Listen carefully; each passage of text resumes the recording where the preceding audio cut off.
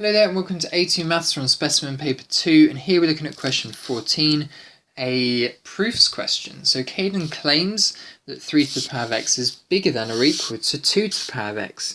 Determine whether Caden's claim is always true, sometimes true, or never true. Justify your answer. So let's say that x is a really simple value, like x equals 2. 3 squared is bigger than or equal to 2 squared. Well, yeah, I think that's true because 9 is bigger than or equal to 4.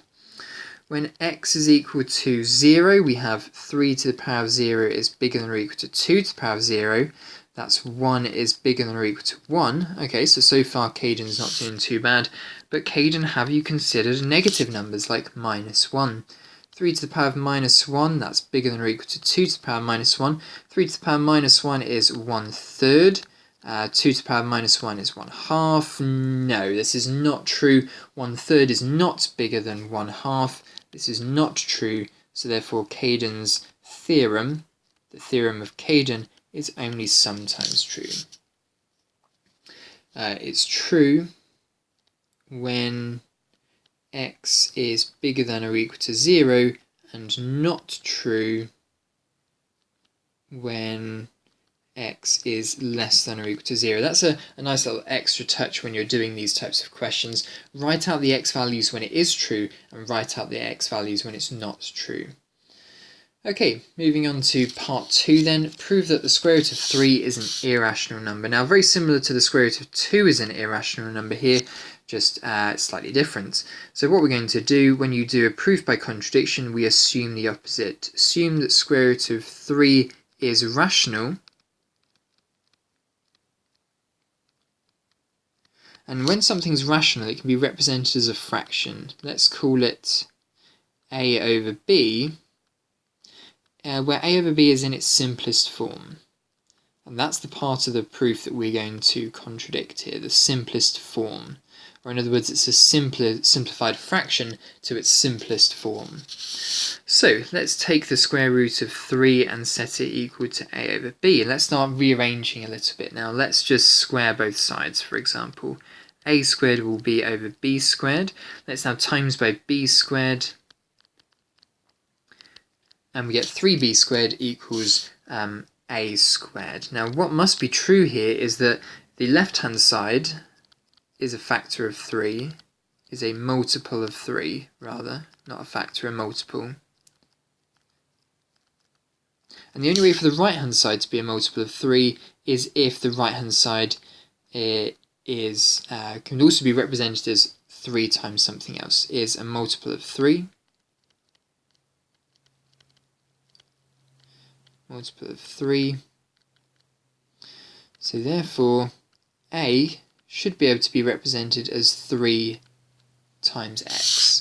So let's now bring this into the proof. 3b squared is equal to 3x squared. Let's now expand those brackets. 3b squared equals 9x squared. So let's now divide by 3 on both sides. B squared equals 3x squared. So let's, wait, hold on, we've now got the right hand side as a multiple of 3. Is a multiple of 3. So therefore the left hand side needs to be as well. Left hand side is a multiple of 3.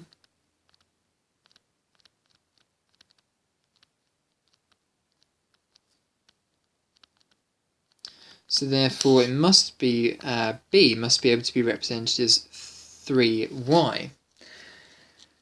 So therefore we can effectively say that if we were to take the fraction a over b, this could be represented as 3x over 3y, because remember a is equal to 3x, b is equal to 3y, and we could therefore simplify the fraction into x over y, is a simpler fraction.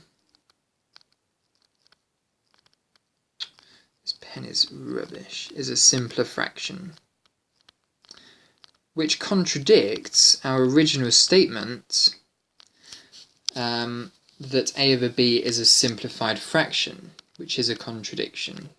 we've shown here that we can simplify a over b to x over y by factoring out 3's on the top and the bottom.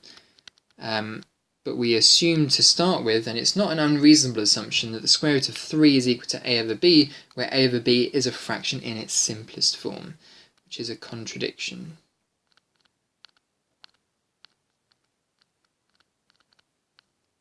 So if the opposite's not true, then the original statement must be true. So therefore, the square root of 3 is not rational,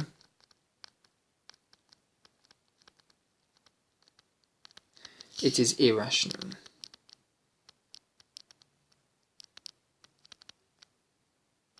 Oh my gosh, my pen is so bad. Okay, finally we got to the end of that question there, with all the letters spelt out there. So there we are, that's 6 marks. In total, that's 8 marks for question 14. And that's the end of Specimen Paper 2. So what I suggest you now move on to are the papers from 2018 and work up to present day. You've been doing really well on these papers if you've followed so far. Let's now keep on going and let's move on to June 2018, Paper 1. Thanks very much for watching this series of videos.